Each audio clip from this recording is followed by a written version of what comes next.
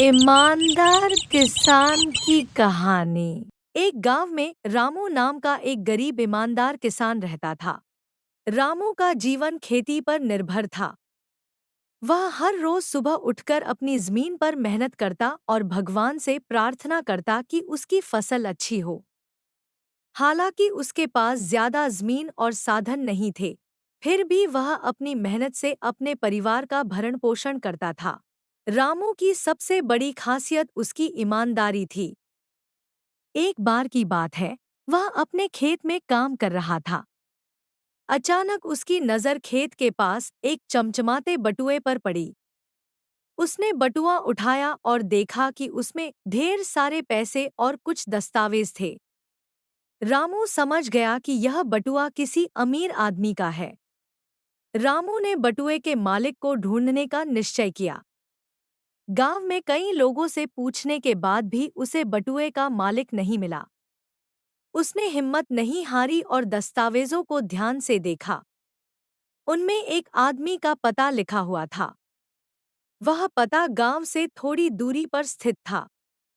रामू ने बटुआ अपने पास रखा और अगले दिन सुबह उस पते पर जाने की योजना बनाई। अगले दिन रामू लंबा सफर तय करके उस पते पर पहुंचा।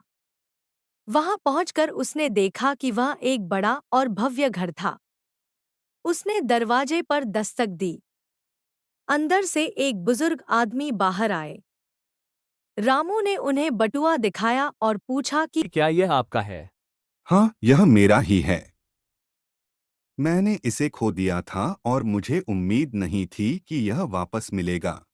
बुजुर्ग ने रामू की ईमानदारी से प्रभावित होकर उसे इनाम में पैसे देने की पेशकश की, लेकिन रामू ने विनम्रता से मना कर दिया।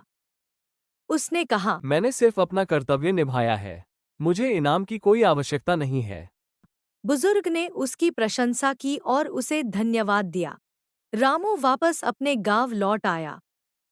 उसकी ईमानदारी की कहानी पूरे गांव में फैल गई।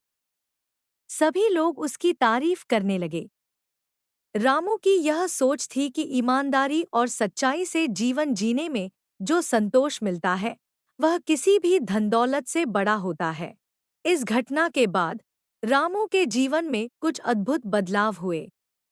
गांव के लोगों ने उसकी मदद करनी शुरू कर दी। कुछ ने उसे अच्छे बीज दिए, तो कुछ ने खेती के औजार। धीरे धीरे उसकी फसलें बेहतर होने लगी और उसका परिवार खुशहाल हो गया। रामू की यह कहानी हमें सिखाती है कि ईमानदारी न केवल हमारे चरित्र को महान बनाती है, बल्कि हमारे आसपास के समाज को भी प्रभावित करती है। ईमानदारी के फल हमेशा मीठे होते हैं, भले ही उसे समझने और महसूस करने में थोड़ा समय लगे। इस कहानी से आपको क्या सीख मिली, कमेंट में जरूर